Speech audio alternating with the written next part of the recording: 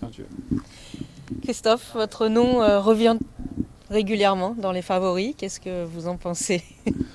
Favori, c'est un grand mot, je pense, plus outsider, mais non, c'est toujours sympa de voir son nom ressortir. Après, ça reste une course de vélo, on verra dimanche entre ce qui se dit et la réalité.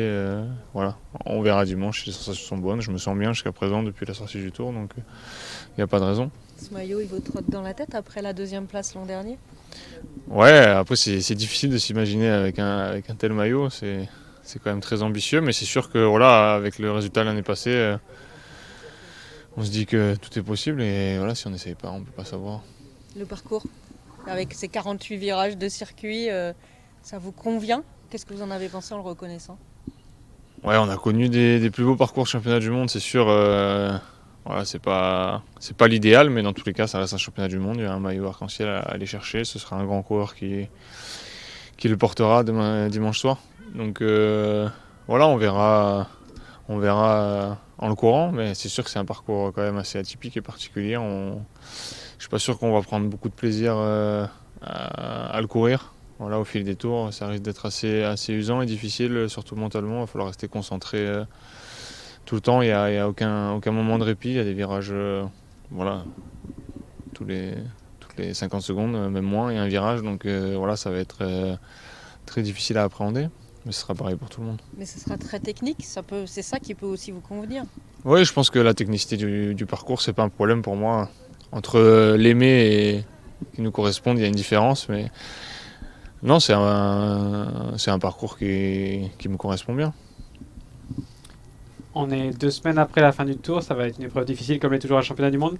Avantage à ceux qui sortent du Tour ou avantage à ceux qui ont plus de fraîcheur selon vous? C'est difficile à dire parce que c'est un parcours vraiment explosif avec beaucoup de relance et tout ça. Donc je pense que pour les coureurs du Tour, c'est pas l'idéal. Mais sur du long terme, au bout d'un moment, voilà, je pense qu'on aura quelques tours difficiles peut-être, certainement. Et peut-être que dans le final, les coureurs du Tour vont se sortir mieux, un peu plus dans les jambes. Donc on verra. On verra seulement. Seul le gagnant aura raison. Mais voilà, c'est sûr que c'est pas un désavantage d'avoir fait le Tour, je pense pas. C'est pas un avantage du coup pour Remco qui a aussi annoncé dans les favoris qui arrive très frais. Non, je pense pas. On verra. S'il gagne, tout le monde dira il fallait pas faire le Tour. Et si c'est un coureur du Tour gagne, il fallait faire le Tour. Mais je pense pas que c'est sur ça qu'il va faire la décision finale. Ça va être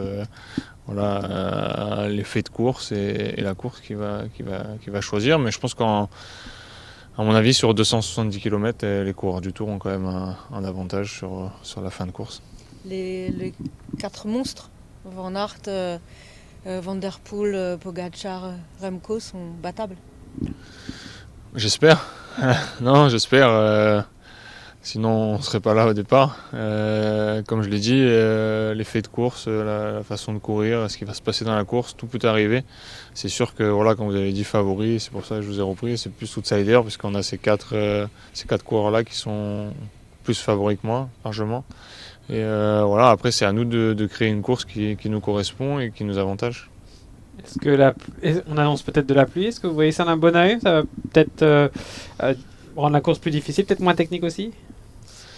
Ce qui est sûr, c'est que ça rendra la course plus difficile, moins technique, je pense pas. À mon avis, encore plus technique, justement.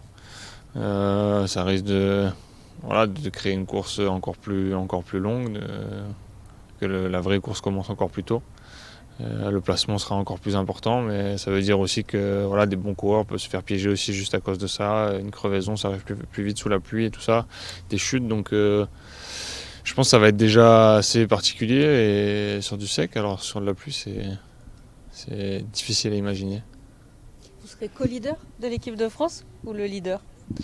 Non, on est plusieurs coureurs protégés. Je pense qu'on a un groupe de qualité, comme on l'a dit. On n'a pas le favori ou le coureur qui fait partie des favoris, mais on a plusieurs coureurs outsiders et qui peuvent aller chercher ce maillot arc-en-ciel. Donc voilà, l'important, c'est que la France soit bien représentée dimanche et qu'on ait cherché le meilleur résultat possible et qu'à la fin, on ne soit pas déçu de notre course, qu'on ait tout donné et qu'on ne se dise pas on aurait pu faire mieux. Qu'est-ce qui représente pour vous ce maillot arc-en-ciel? C'est le plus beau maillot du cyclisme. Voilà, c'est porter ce maillot sur une année, ça reste gravé à vie. C'est un liseré qu'on a toute notre vie sur le maillot et des souvenirs souvenirs incroyables qu'on vit avec l'équipe de France. Quand Julien était champion du monde à Louvain, voilà, c'est des souvenirs qu'on gardera gravés. C'est ce qui fait qu'on est assez soudés en équipe de France et d'avoir vécu ces moments ensemble qui font qu'on est un bon collectif. Parfait. Merci beaucoup. Super.